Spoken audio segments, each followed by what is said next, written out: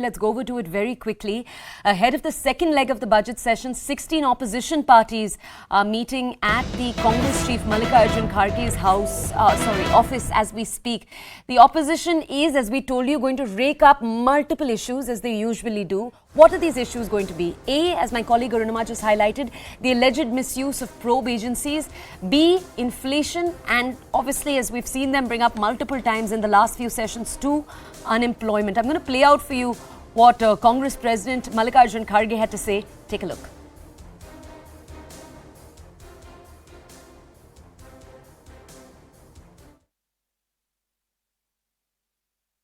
सबके राय के बाद फिर क्या स्ट्रैटेजी बनाना हाउस में वो सारे देखेंगे। अनएम्प्लॉयमेंट का, इन्फ्लेशन का, ईडी और सीबीआई का जो अपोजिशन के ऊपर रेड हो रहा है और उनके ऊपर जो उनके लोग इतने करप्ट है, लालू जी को तो इतना तंग कर रहे कि वो बीमार आदमी है और उनकी बहू गर्भवती है। इसके बावजूद भी वो लोग थोड़ा सा ह्यूमैनिटी भी नहीं है। जिस वक्त जो करना करिए आप कानून के तहत, आपको कोई रोक नहीं पाना, लेकिन विथ वेंजेंस करना, पॉलिटिकली मोटिवेटेड रहना, इसका कंडम मैं करता हूँ।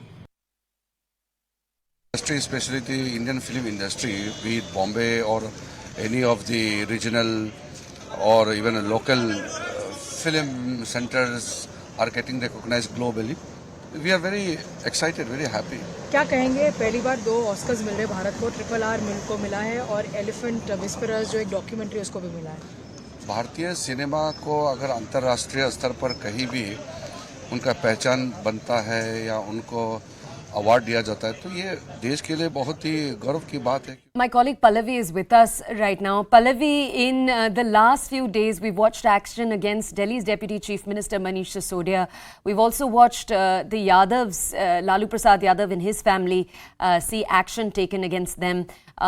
It's obvious that this is going to be one of the things the opposition is going to be railing against. But the interesting question I wanted to ask you, Pallavi, was did the Aam Aadmi Party show up in the meeting taking place at Mallikarjun Kharge's quarters? Is the Congress expected to make a statement on Sisodia? What inkling do we have? So yes, Aam Aadmi Party, as we just reported, was very much a part of the 16 parties which met from the opposition spectrum. Interestingly, Trinamool Congress, of course, was absent. So 2 main things have been decided. One, of course, the Adani issue is going to be raised, and also reiterating that a JPC must be formed by the government. And the second, of course, is what they call the witch hunt of opposition parties using the investigative agencies. Already notices have been given, for example, by the BRS. I would say it will be interesting to see that parties normally which are not by the side of each other, when we talk about opposition unity, where they are going to come together, at least on this topic of investigative agencies, because the BRS has given a notice on that. The Congress has skipped that meeting which was called recently by Kavita of the BRS MLC. So as of now, most political parties in the opposition spectrum seem to be on the same side in taking on the government. Could you tell us, Pallavi, what would a successful second half of the budget session look like for these 16 opposition parties? 74 वर्ष की आयु में मुरादाबाद में हुआ। श्री आनंद रत्न मोरे उत्तर प्रदेश के चंदौली संसदीय निर्वाचन क्षेत्र से 10वीं, 11वीं और 12वीं लोकसभा के सदस्य थे। श्री मोरे ने विदेशी मामलों संबंधी समिति और प्राक्कलन समिति सहित विभिन्न संसदीय समितियों के सदस्य के रूप में काम किया। श्री आनंद रत्न मोरे जी का निधन 20 जनवरी 2023 को 67 वर्ष की आयु में गाजियाबाद में हुआ। और ऐसा व्यक्ति जो ऐसे परिवार से आता है जिन्होंने देश में इमरजेंसी लगाई थी, देश में लोकतंत्र का गला घोटा था, ऐसे व्यक्ति को भारत के ऊपर इस प्रकार की टिप्पणी करने का कोई अधिकार नहीं है। उन्होंने भारत के देशवासियों से, भारत की जनता से, और मैं समझता हूं कि सभी जो लोग इस विषय में विश्व भर में देख रहे हैं, सभी से माफ़ी मांगनी चाहिए। भारत का आज जो गर्व, जो गुणगान पूरे विश्व में हो रहा है, उसका इंसल्ट किया है राहुल गांधी जी ने, और राहुल गांधी जी ने सदन में आके माफ़ी मांगनी चाहिए, बजाय के विदेश में घूमते रहें और भारत के ऊपर बेबुनियाद आरोप लगाए। हम डिमांड करते हैं कि राहुल गांधी जी सदन में आए और सदन की गरिमा को संभालते हुए माफी मांगे, देशवासियों से माफी मांगे, सदन से माफी मांगे।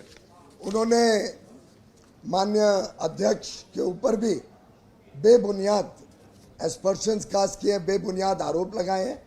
उसके लिए भी मैं उनकी घोर निंदा करता हूं और उन्होंने अध्यक्ष पर के ऊपर जो आरोप लगाए हैं उसके लिए अध्यक्ष से भी माफी मांगनी चाहिए। मैं समझता हूं भारत का जो पार्लियामेंट है ये बहुत साउंड प्रिंसिपल्स पे चलता है। ये भारत के पार्लियामेंट के गरिमा को गिराने का काम विदेशी धरती पर करना बंद करें और पार्लियामेंट में भाग लें, पार्लियामेंट में डिसरप्शन बंद करके डिबेट और डायलॉग में से काम करें और अगर कोई विषय उठाना है तो पार्लियामेंट के सदन में उठाएं, बजाय के विदेशी धरती पर उठाएं। उन्होंने आके यहाँ पे माफ़ी मांगना चाहिए जनता का, अध्यक्ष का और पूरे सदन का। यहाँ पर भारत के लोकतंत्र को बचाना चाहिए कि भारत की गरिमा पर, भारत की प्रतिष्ठा पर उन्होंने गहरी चोट पहुंचाने की कोशिश की है।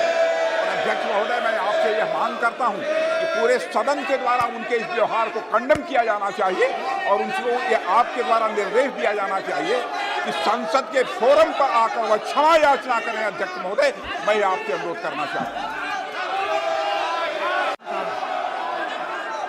प्रश्नकाल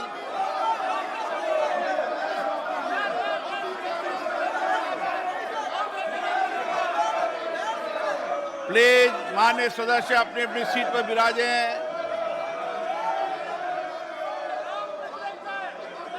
प्रश्नकाल है, माननीय सदस्य अपनी अपनी seat. My colleague Pallavi Ghosh with us. Pallavi, after the Prime Minister's attack that we saw in Karnataka yesterday against Rahul Gandhi's statements, we see that anger pouring into the Lok Sabha right now too. Absolutely, and I think the cue was given by the Prime Minister yesterday that, the attack has to be full on Rahul Gandhi abroad against India.